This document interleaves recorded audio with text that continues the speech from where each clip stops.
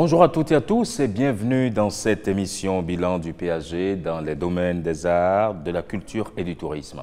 La première émission, vous vous rappelez, nous l'avions consacrée aux arts et à la culture. Dans ce second volet, nous parlons exclusivement de tourisme. Bonjour Wahab Alikbara. Serge Ayaka, bonjour. Monsieur le ministre, bonjour. Monsieur Alikbara, ravi de vous retrouver. Monsieur Ayaka, de même. Ça fait plaisir de vous savoir disponible pour poursuivre cet entretien sur le volet tourisme érigé en priorité des priorités par le gouvernement du président Patrice Talon. Visiblement, c'est un secteur privilégié qui a bénéficié de toutes les attentions depuis 2016. Mais monsieur le ministre, le chef de l'État avait clairement défini sa vision, la vision donc de faire du tourisme un véritable levier de création de richesses, d'emplois et de rayonnement international pour le Bénin, n'est-ce pas? Absolument, c'est tout à fait ça.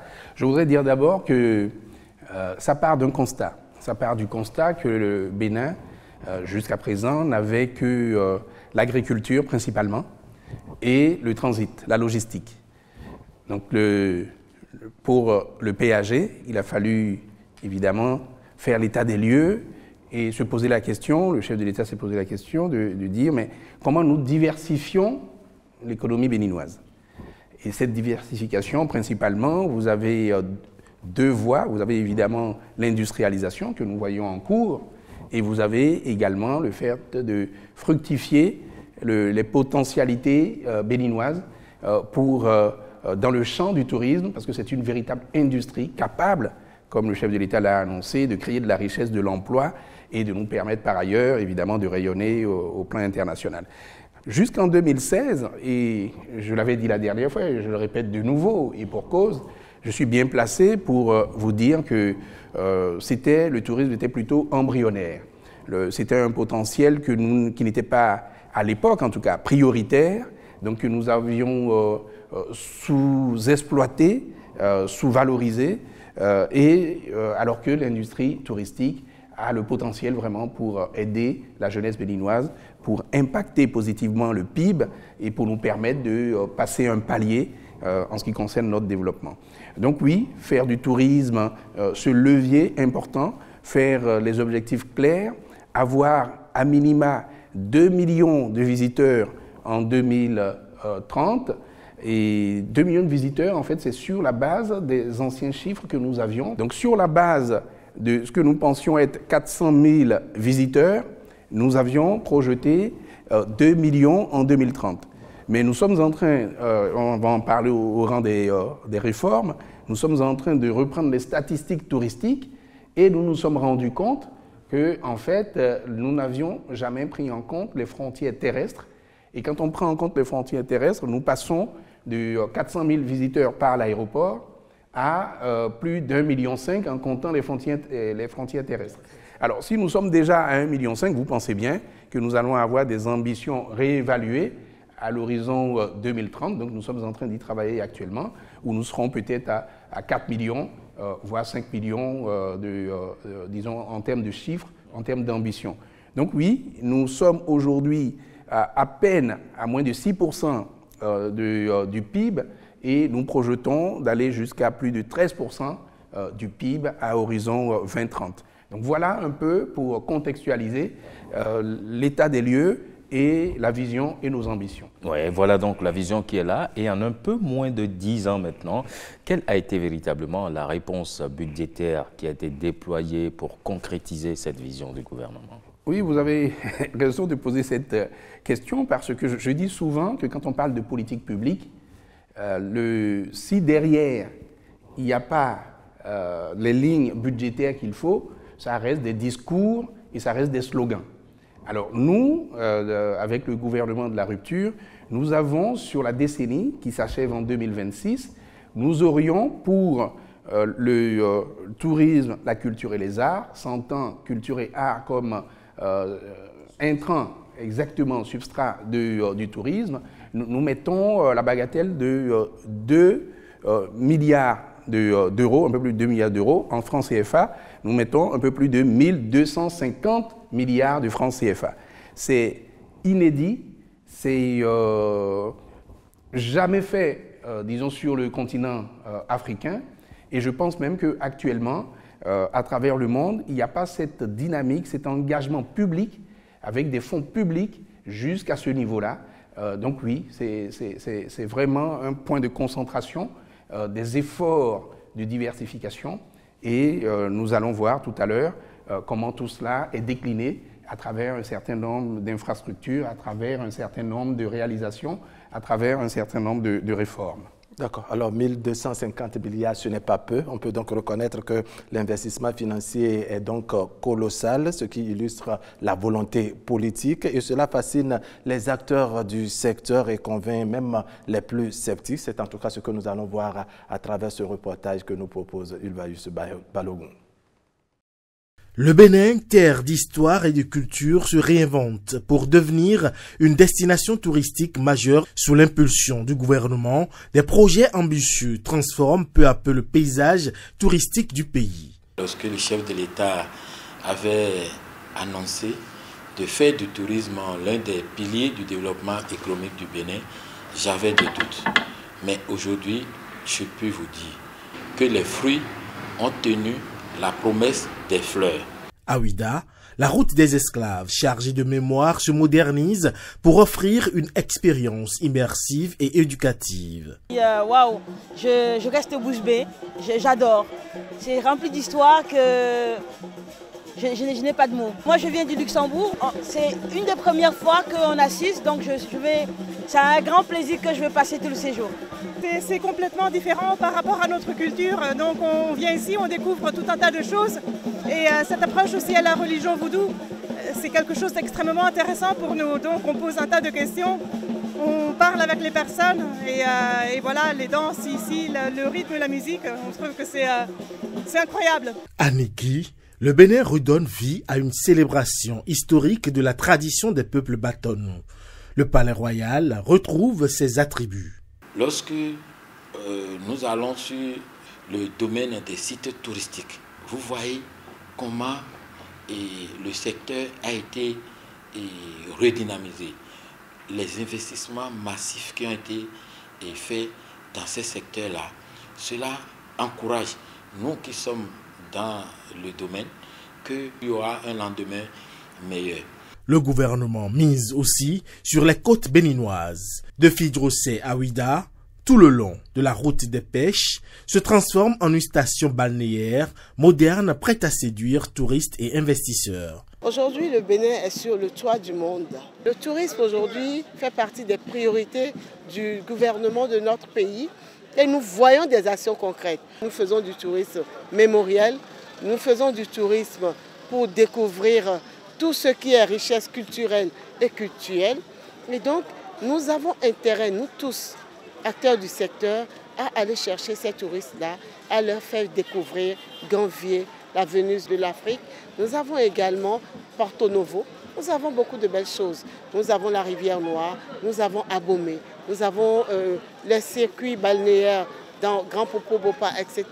Il y a plein de choses à découvrir. À travers des projets emblématiques du programme d'action du gouvernement, plusieurs couvents vaudous et musées sont en cours de réhabilitation pour offrir un circuit touristique impressionnant aux visiteurs. Alors, on a pu le voir, les infrastructures quadrillent presque tout le pays finalement. Outre ces actions citées dans le reportage témoin, quels sont les principaux progrès, Monsieur le ministre, réalisés en matière d'équipement touristique? Merci beaucoup. Je tiens à dire qu'en 2016, ce qu'on peut constater, c'est que les sites, pour la plupart, les quelques sites que nous avions étaient dans des zones pas aménagées ou très peu aménagées. À partir de 2016, des actions ont été engagées pour les rendre plus confortables et en construire d'autres. Je parle évidemment de tous ces équipements. Plusieurs segments sont ciblés. Nous avons, en ce qui concerne le tourisme, nous ciblons bien évidemment le tourisme balnéaire et lagunaire. Je pourrais y revenir, mais pour faire simple, grosso modo, la route des pêches, grosso modo entre mer, entre océan et lagune, et également vous avez Eldorado, PLM Alijo, donc ça c'est ce que nous appelons le balnéaire et le lagunaire. Vous avez le tourisme autour de l'histoire, la mémoire et les traditions, on pourra y revenir, où on parle notamment de musées, on parle de sites patrimoniaux, et vous avez le tourisme autour de l'art, la culture et la créativité. Là également, vous avez le musée de l'art contemporain, par exemple. Vous avez du tourisme nature. Le tourisme nature, c'est évidemment les parcs, même si là nous sommes un peu en difficulté pour l'instant. C'est Ganvier, c'est d'autres sites qui sont des sites de pleine nature. Vous avez, j'en avais parlé précédemment, ce qu'on appelle le MICE, c'est-à-dire les conférences, les meetings que les gens viennent faire, les réunions d'affaires en quelque sorte. Et vous avez le tourisme religieux, notamment quand vous prenez le pèlerinage du christianisme céleste à Semempoji, c'est du tourisme religieux, sans dénier le fondement culturel et religieux, hein, ça s'appelle du tourisme quand même. Quand nous faisons les Vodou Days, c'est du tourisme religieux. Quand nous faisons le pèlerinage marial de Dassazoumé, c'est du tourisme religieux. Donc ce champ également est assez important et nous y travaillons également. Finalement, c'est multidimensionnel. Absolument, absolument. Le tourisme que nous avons au Bénin, nous avons le potentiel pour pouvoir aller sur plusieurs segments du tourisme, et c'est ce que je viens de décliner. Et vous verrez que dans chacun des segments, le Bénin a des atouts réellement pour pouvoir attirer un public, en tout cas une cible beaucoup plus large. Parce qu'en réalité, les Occidentaux, nous, quand on va en tourisme, pour la plupart, on va en tourisme parce qu'on va en famille. C'est également un type de tourisme, et c'est très bien. Donc quand on va en famille, on ne choisit pas forcément la thématique. On dit, mon parent est dans tel pays, je vais aller le visiter. Et à la faveur de ça, on peut effectivement visiter le pays. Mais la plupart des touristes qui ont une démarche rationnelle disent, moi je veux plutôt aller découvrir l'histoire des pays. Et il va se déplacer pour ça.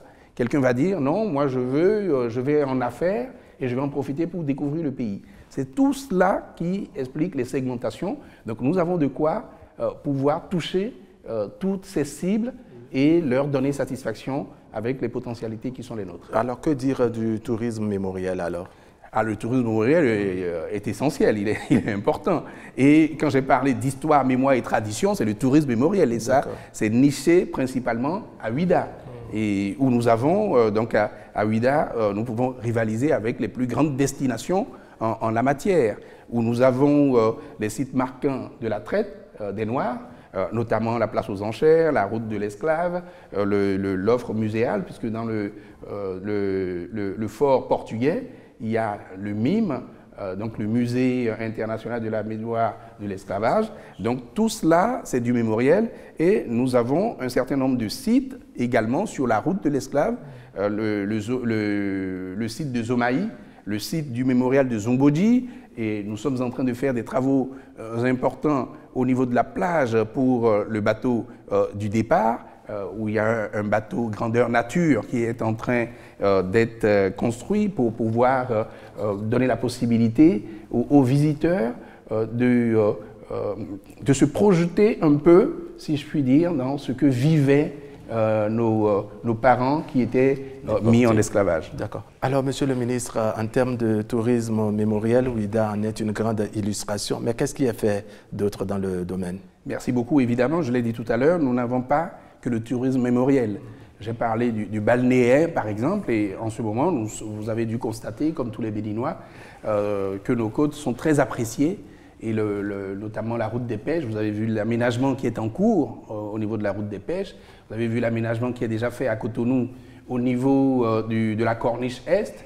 Je vous ai parlé tout à l'heure également de ce qui va être fait au niveau de PLM Alejo Eldorado.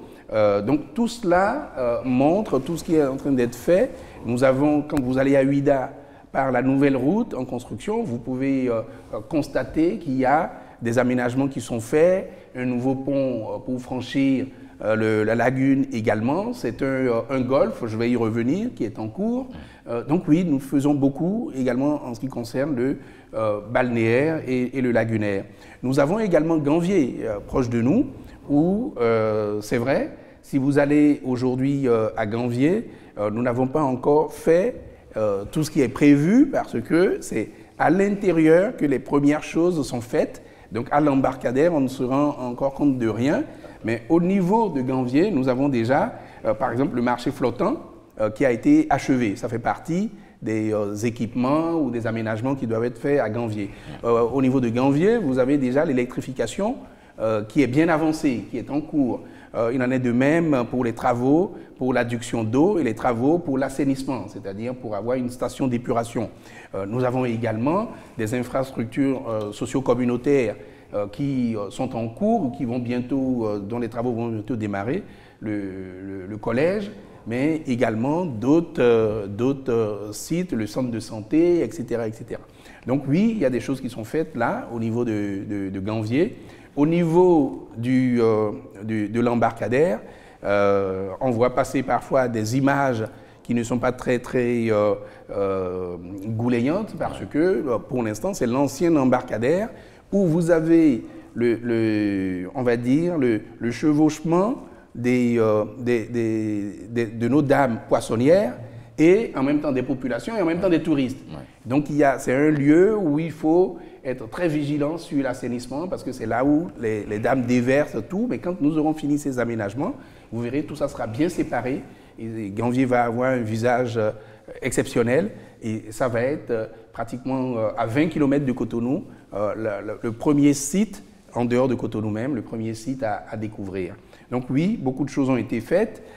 Dans le parc également, beaucoup de choses ont été faites. Malheureusement, nous avons été un peu contrariés par la situation sécuritaire à nos frontières. Donc pour l'instant, par prudence, les parcs sont fermés aux visites, mais la revitalisation animalière est toujours en cours et le jour où nous allons rouvrir, je pense que chacun se rendra compte que nous avons là une pépite que les Béninois ne soupçonnent même pas et qui va susciter beaucoup d'intérêt de la part des visiteurs. En clair, cet investissement colossal traduit bien la volonté politique, ce qui est manifesté par la réalisation des infrastructures touristiques que vous avez pu décliner, Monsieur le ministre, mais on est curieux de savoir ce qui a changé concrètement au niveau du parc hôtelier au Bénin.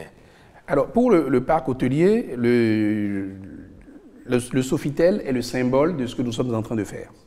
Nous avions un hôtel qui avait vieilli, l'ancien Sheraton, sur un site extraordinaire, mais qui n'était pas suffisamment valorisé. Donc le nouveau projet avec le Sofitel et Spa qui est là, c'est un 5 étoiles plus, donc c'est un hôtel qui est pratiquement un palace que nous avons là, et qui va permettre justement de pouvoir adresser le tourisme MICE, dont je parlais tout à l'heure. Conférences, séminaires et autres. Donc c'est fait pour eux. Les réunions d'affaires dont vous avez Les réunions d'affaires et autres. Nous allons avoir également à côté le Hilton, qui est juste derrière l'Amazon, la statue de l'Amazon, qui sera un 4 étoiles, 4-5 étoiles. Vous allez avoir le Rotana qui va venir en lieu et place du PLM Alejo Eldorado, qui est un 4 étoiles, qui est un resort. Vous avez à Ouida le Dawa du groupe Bayantri que vous pouvez déjà revoir parce que le gros œuvre est terminé et ça se voit déjà au niveau de la plage. Hein, là où nous avons fait, là où nous faisons le Vaudounaise, hein, sur la droite, face à l'océan, vous verrez. Nous avons déjà également, dernièrement, on a passé le projet pour le resort qui sera à Grand Popo. C'est un 3 étoiles. Nous avons à Avlekété, bien évidemment, le Club Med, qui est un 5 trident. Donc, c'est vraiment du top niveau, pour parler trivialement. À côté, vous allez avoir également un petit palace qui va venir, qui s'appelle le Bayantri, qui sera là. Donc, oui, vous avez vraiment un certain nombre d'équipements hôteliers qui sont en cours et qui vont ou dont les études sont en train d'être achevées pour que les travaux démarrent. Et tout cela, normalement, devrait entraîner également le secteur privé à faire le nécessaire. Et d'ailleurs, je remercie les Béninois, ou pas, qui nous emboîtent le pas. Il y a un projet à Abomey, c'est un investisseur béninois. Il y a un projet à Porto Novo, c'est un investisseur béninois, mais qui est également investisseur étranger. Donc vous voyez, le secteur privé emboîte le pas et c'est ça la dynamique que nous souhaitions. Ouais. Mais quand on a fait tout ceci, quelles sont les réformes structurelles qui doivent soutenir ces investissements massifs comme vous en parlez, surtout quand on sait que le secteur du tourisme était jusque-là sans une réglementation applicable, Monsieur le ministre? Oui, vous avez raison. Nous avons beaucoup parlé de ce qu'on appelle le dur, le hard. Et vous abordez à juste titre ce qu'on appelle le soft, c'est-à-dire tout ce qui doit accompagner. Ce qui doit accompagner d'abord, c'est des réformes au niveau des textes, au niveau de la législation, au niveau de la réglementation. Et dans ce champ, nous avons déjà pris de l'avance, puisque tout ce qui concerne les autorisations, les licences pour les hôtels, pour les agences de voyage, pour les guides, pour les restaurants, tout cet arsenal juridique, légal et réglementaire est déjà pris pour pouvoir mettre évidemment au diapason la destination Bénin. Ça veut dire quoi concrètement? Ça veut dire que quelqu'un ne se lève pas pour construire un bâtiment et après dire c'est un hôtel. Donc on va revenir dans le bon ordre des choses et pour que, disons, il y ait un certain nombre d'études qui soient faites parce qu'on vise justement le fait d'être un hôtel, d'être une infrastructure hôtelière, d'être une infrastructure qui va accueillir du public. Donc il y a un certain nombre de préalables que nous devons faire avant. Vous allez construire un hôtel ou une résidence et vous-même, vous allez dire, tiens, j'ai construit un hôtel de 4 étoiles ou de 2 étoiles ou de 5 étoiles. Ce n'est pas à vous de le dire. Donc il y a une réglementation pour cela. Et tout ce qui a trait à la qualité, donc il y a une réglementation par rapport à cela également. Donc bref, je ne voudrais pas démultiplier les exemples. Donc nous avons ce texte-là. Nous avons des textes qui vont réglementer également la formation. J'ai parlé de nomenclature également des métiers. Il en est de même en ce qui concerne le tourisme, pour que chacun soit un vrai professionnel.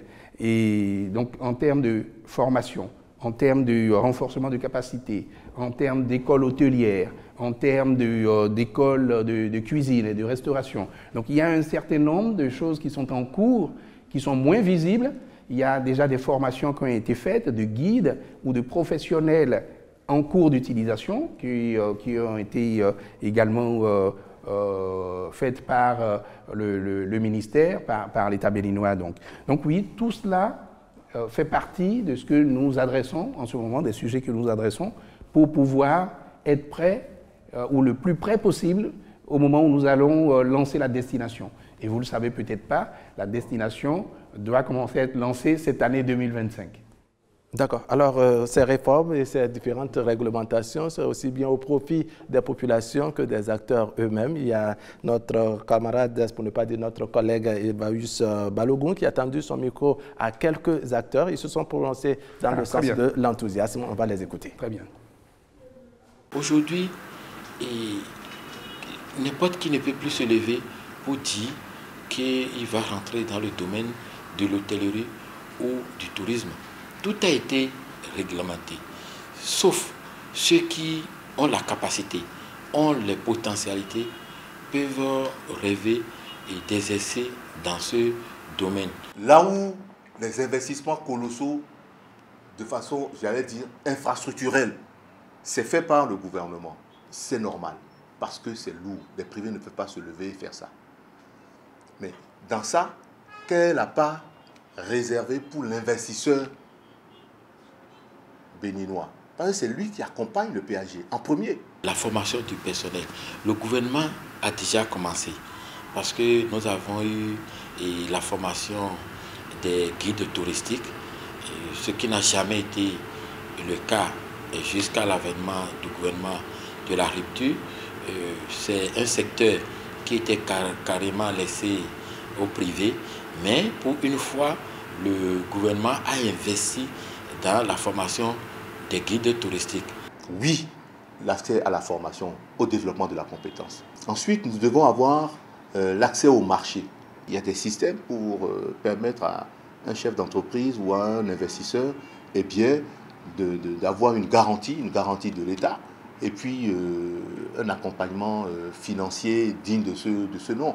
À partir du moment où, voilà une des forces du système, c'est la connaissance j'allais dire, quasi dénudé du chef d'entreprise par l'IFU, par son repérage aux impôts, au niveau de l'Instat, etc. Et tout. À partir de ce moment-là, le monsieur que vous avez en face de vous n'est plus un inconnu. Donc, normalement, les taux de crédit doivent diminuer. Parce qu'on connaît le gars, on sait que...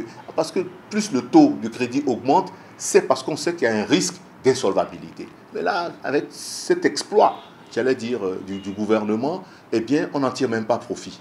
D'autant plus que le type, s'il a en plus un titre foncier, qu'il a bâti un bâtiment dessus, que les investissements qui sont faits sont sur ce même titre foncier, le titre foncier prend de la valeur en notant qu'il y a eu d'investissement qui est fait. Donc voilà, les trois trucs là, l'accès au crédit, l'accès au marché et puis le renforcement des compétences. Ces trois choses-là, il faut qu'on en tire un profit.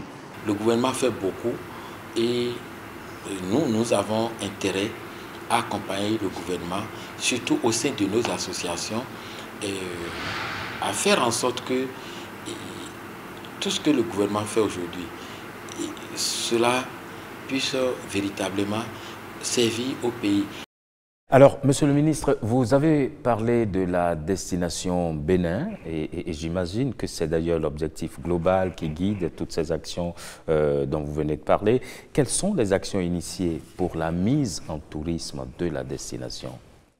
Merci beaucoup, c'est essentiel bien évidemment. Et ça fait 3 ans que nous nous préparons activement pour cela. Et nous parlons souvent de l'agence Bénin Tourisme. Donc cette agence a été créée pour pouvoir justement préparer la stratégie de marketing, la stratégie de positionnement, la stratégie de communication de la destination Bénin. Donc les responsables du Bénin Tourisme, le directeur général et toutes ses équipes, en lien évidemment avec toutes les autres parties prenantes, sont en train d'y travailler et vous verrez que les premiers résultats seront visibles, comme je vous l'ai dit, à partir de cette année. Pour savoir quoi, d'abord préparer l'offre, c'est-à-dire dire quels produits nous vendons. J'ai cité beaucoup de choses, mais comment nous présentons ce produit pour attirer nos cibles, pour attirer les touristes potentiels. Donc ils vont travailler là-dessus. Comment on vend cela? Ils ont travaillé là-dessus, même si là nous sommes en train de créer également une agence spécialisée dans la commercialisation. Ils vont réfléchir sur comment communiquer sur la destination, comment nous devons participer à des événements pour faire connaître la destination Bénin, des salons, un certain nombre de rencontres professionnelles. Donc, ils sont en train d'y travailler. Comment atteindre les marchés sources? Si nous disons que nous ciblons l'Europe, comment nous communiquons à destination de l'Europe? Si nous disons que nous ciblons l'Amérique, comment nous communiquons pour toucher notre cible dans ce marché source en Amérique?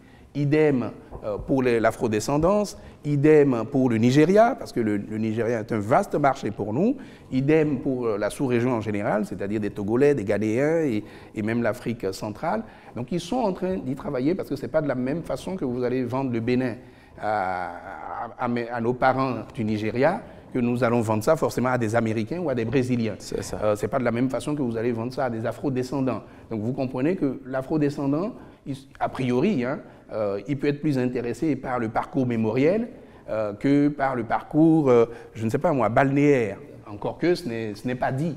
Parce que aux Antilles, ils ont peut-être le balnéaire, alors que ce qu'ils peuvent venir rechercher ici, c'est l'histoire, l'art et la mémoire. Donc c'est à eux d'y réfléchir. Moi, j'ai donné des exemples. Eux, c'est des professionnels qui vont s'appuyer sur d'autres professionnels pour qu'on y arrive. Donc voilà ce que nous sommes en train de faire en ce moment. Et c'est un travail très lourd, c'est un travail très sérieux, parce qu'il faut savoir que les métiers du tourisme, comme le nom l'indique, c'est des métiers. C'est-à-dire on ne s'improvise pas. Et jusqu'à présent, nous tous, on s'improvisait un peu pour dire, oui, bon, j'ai fait un stage où j'ai servi dans le bar de mon cousin, donc je m'y connais. Non, c'est un peu plus compliqué que ça. Donc chacun est en train de jouer sa partition pour qu'au moment où la destination sera lancée, vous puissiez, vous Béninois, être fiers parce que vous ne soupçonnez même pas, disons, ce que vous avez. Vous êtes assis sur une pépite. On ne s'en rend pas compte. Au Bénin. Et c'est vrai, on ne s'en rend pas compte. D'accord. Donc voilà, ils vont nous dire comment vendre tout cela. Alors, travail lourd, travail, doit dire, très sérieux pour vendre la destination Bénin. On veut savoir maintenant quels sont les effets perceptibles des différentes actions qui ont été posées dans ce sens. Oui, j'aurais pu vous donner des exemples très simples, mais je vais commencer d'abord par un certain nombre de classements que nous avons eus, parce que c'est des perceptions de l'extérieur. Vous savez que le magazine Afar a dernièrement classé le Bénin, je pense qu'on l'a suffisamment dit, dans le top 25 des meilleures nouvelles destinations à découvrir en 2025. Donc il y a quand même à peu près 200 pays à travers le monde et nous sommes dans les 25 d'après ces professionnels qui ne sont ni béninois ni africains.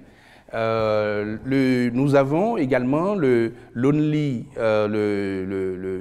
Planet qui nous a cité parmi les 10 destinations à découvrir. Donc ça, c'est un indicateur, alors que nous ne sommes même pas encore totalement prêts. Donc vous imaginez quand on aura fini. Je peux donner d'autres exemples également, c'est que quand nous avons fait la dernière édition des Vodun Days, nous avons évidemment déployé l'expertise de l'INSTAD et nous avons eu au total, dans Ouida, à peu près 1 700 000 visiteurs sur tous les sites. C'est vrai que le chiffre que nous avons publié est un chiffre de 435 000 visiteurs, parce que là, c'était les instantanés sur la plage, sur les 3 soirées. Donc, c'est pour vous dire que nous avons, rien que sur cet événement, vous avez vu l'engouement, et vous avez vu également, quand on a fait l'édition 0 du Festival des Masques, on avait à peu près 40 000 à 50 000 personnes qui étaient là. La première édition des Vodun Days, on avait à peu près 100 000 personnes, disons en instantané, et à peu près 400 000 personnes au total. Nous sommes passés de 400 000 personnes au total à 1 700 000 personnes de l'édition 0 à l'édition que nous appelons désormais, nous, double 0, parce que nous ne sommes pas encore totalement satisfaits pour dire que c'est la première édition. La première édition, ce sera 2026. On verra bien. Alors, mais quelles sont finalement les opportunités qui s'offrent aujourd'hui aux investisseurs dans le secteur du tourisme? Alors, nous avons autour de chaque site, autour de chaque commune où nous déployons des investissements, où nous déployons la stratégie de la destination Bénin, vous avez une multitude d'opportunités. Je vais prendre de façon très basique, comme on dit, terre à terre. Je suis de Ouida. Je suis un jeune de Ouida, ou je suis d'Abomey, je suis un jeune d'Abomey, je suis de Niki, je suis un jeune de Niki, ou pas d'ailleurs. L'opportunité, c'est que tous ces touristes qui vont venir, ce n'est pas l'État qui systématiquement va les prendre en charge, ce n'est pas l'armée. Donc c'est des opportunités pour que vous puissiez dire, mais ils vont se déplacer, ils vont manger, ils vont vouloir avoir des souvenirs.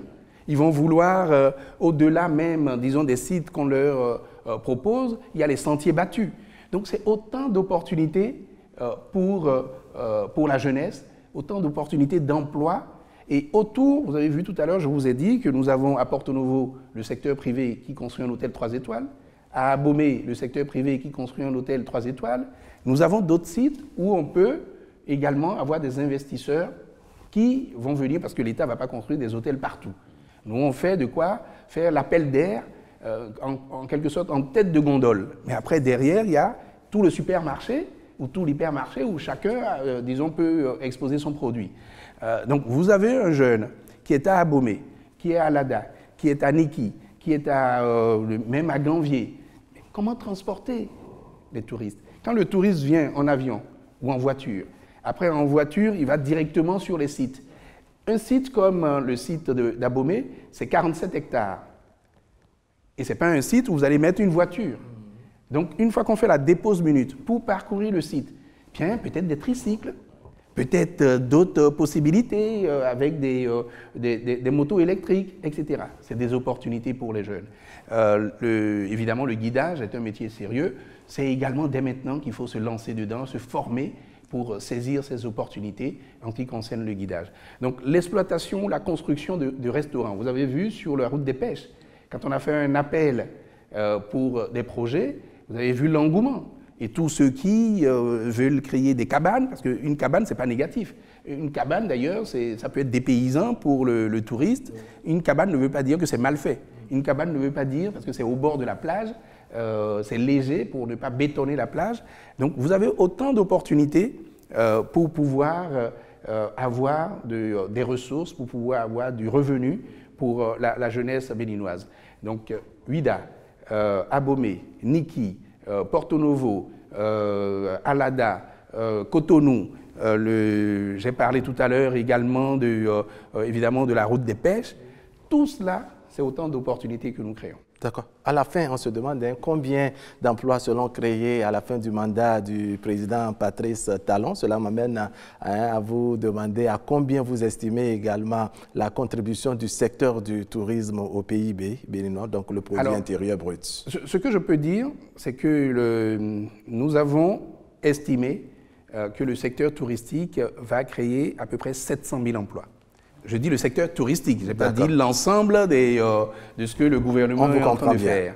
En ce qui concerne le PIB, je l'ai dit tout à l'heure, nous visons en 2030, nous visons à peu près 13,4, on va dire 13% du PIB, sachant qu'aujourd'hui nous sommes à moins de 6%. Donc vous voyez le saut vraiment important, et il y a très peu de pays qui sont à ce niveau-là. Vous avez des opportunités, évidemment, dans tous les secteurs, de telle sorte que ça va emballer un peu l'économie. Vous savez ce qu'on dit généralement? On dit que le tourisme est un indicateur de développement. Et je vais vous décliner ça.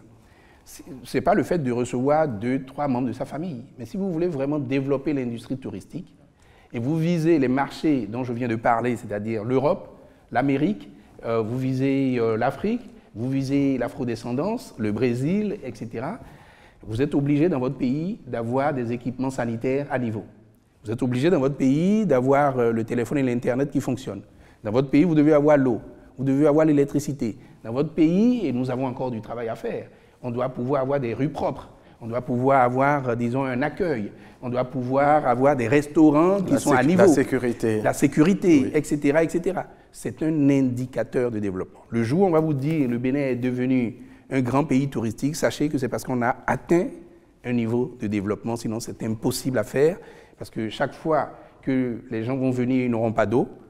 Eh bien, vous savez qu'aujourd'hui, il suffit d'un clic pour dire, on parle beaucoup de tel pays, mais moi j'ai été, l'expérience client est catastrophique. Et c'est pour ça que nous travaillons pour que chaque visiteur qui vient soit un ambassadeur pour notre destination, pour que cela se démultiplie.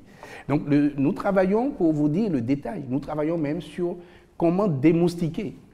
Parce que nous allons construire le Club Med entre océan et lagune, et vous savez que là-bas, avec les mangroves, il y a beaucoup de moustiques. Alors le touriste qui va venir et qui va repartir couvert de piqûres de moustiques et peut-être attraper le palu, vous imaginez un peu ce que c'est. Donc nous travaillons là-dessus, c'est vraiment un indicateur de développement au bénéfice non seulement des touristes, mais principalement des Béninois, parce que ça nous permet de mettre beaucoup de choses à niveau, au diapason, et ce sont les Béninois, ce sont les résidents au Bénin qui en profiteront le plus. Vous avez parlé des marchés, vous avez évoqué les Amériques, vous avez parlé du Brésil. Est-ce qu'il y en a d'autres finalement, ou bien tous les marchés sont prenables? Tous les marchés sont prenables, mais nous classifions pour pouvoir concentrer et ne pas se disperser, bien évidemment.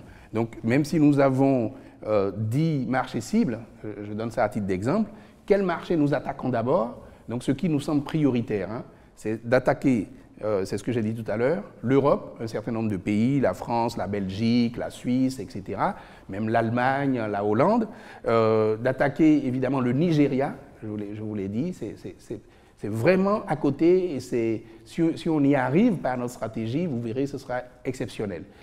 Les Nigérians traversent le Bénin, le Togo pour aller au Ghana. Nous avons de quoi les capter ici et qu'ils en soient très heureux. Nous allons attaquer, j'ai dit, l'afrodescendance, donc sur un certain nombre de continents, et nous attaquons l'Amérique sans forcément viser, évidemment, l'afrodescendance, sans oublier un marché très prometteur qui est le marché chinois, que nous n'allons pas négliger non plus. Donc vous voyez, si je devais en citer 5, je vais citer principalement en ce moment 5 marchés, sachant qu'après, vous avez des niches où il faut aller chercher, imaginons que le parc reprenne. Si le parc reprend, je vais aller chercher, évidemment, ceux qui ont l'habitude de faire des safaris photos, ceux qui font la chasse, etc. etc. Donc, en fonction du type de tourisme que nous voulons, nous allons repréciser et requalifier au fur et à mesure les marchés sources. D'accord. Alors, Monsieur le ministre, en guise de synthèse, quel visage touristique présente le Bénin aujourd'hui?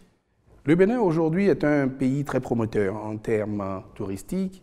Le Bénin est un pays qui sera placé sur la carte mondiale du tourisme, et je vous ai cité quelques chiffres, et le chiffre le plus éloquent que j'ai cité tout à l'heure, c'est le budget, les investissements massifs qui sont faits et à quel niveau se situent ces investissements.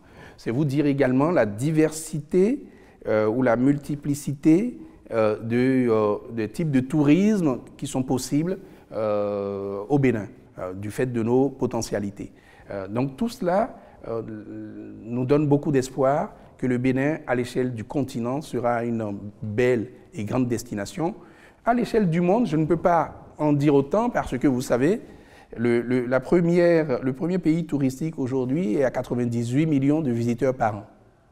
Moi, aujourd'hui, je suis entre les chiffres officiels, entre 300 et 400 000, en prenant seulement les chiffres, hélas, de l'aéroport, et je visais 2 millions. Donc, quand bien même j'aurai les 2 millions, disons, il nous reste du chemin. Donc, oui, nous serons une destination respectable, une destination qui ne veut pas faire du tourisme qu'on appelle de masse. Le tourisme de masse, c'est le tourisme qui dégrade un peu les côtes, qui dénature un peu les choses. Nous ne sommes pas dans cela et nous n'avons pas non plus un pays qui a, pour l'instant en tout cas, le potentiel de la France, de l'Italie ou de l'Espagne, qui sont grosso modo les 3 premières destinations au monde.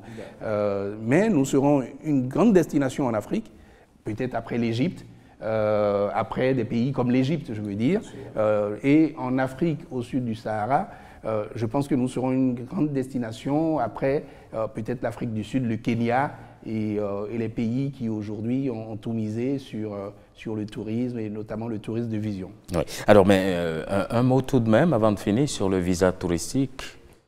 Oui, nous faisons beaucoup de choses pour faciliter et pour rendre accessible notre pays. D'abord, je voudrais ici rendre hommage évidemment à l'ensemble du gouvernement, à la vision du chef de l'État et aux équipes du ministère des Affaires étrangères qui travaillent à ce que nous ayons plusieurs pays qui acceptent que les Béninois puissent voyager sans visa, où nous sommes exemptés de visa. Nous-mêmes, nous donnons évidemment la plupart du temps la réciproque et surtout, nous avons une facilité. Nous donnons une facilité aux visiteurs avec le e-visa ou de façon instantanée. Je peux vous assurer que pour parler avec des visiteurs venant de tous les continents et notamment de l'Occident, ils sont toujours sidérés. Ils témoignent toujours de cela en disant « mais c'est incroyable, j'ai eu mon visa ». Quelqu'un un jour est allé à l'aéroport pour venir à Cotonou. On lui a dit « il faut un visa ». C'est à l'aéroport que la personne a fait sa demande et le visa a été délivré immédiatement. Alors qu'avant, la personne serait retournée, aurait perdu son billet, etc. Donc c'est pour vous dire tout ce travail qui est fait pour que la destination Bénin soit une destination accessible, accueillante et surtout que l'expérience, disons, des visiteurs soit exceptionnelle. On va leur en mettre plein la vue parce que nous sommes un pays où nous promettons un monde de splendeur. D'accord. La marque pays. Monsieur le ministre, merci beaucoup. Ce serait la fin donc de cette émission Bilan PAG avec le ministre du Tourisme, de la Culture et des Arts. On va se retrouver très prochainement. Serge Ariaka. Merci beaucoup, monsieur le ministre. Beaucoup, Arabe. Merci à vous. Merci infiniment. D'accord.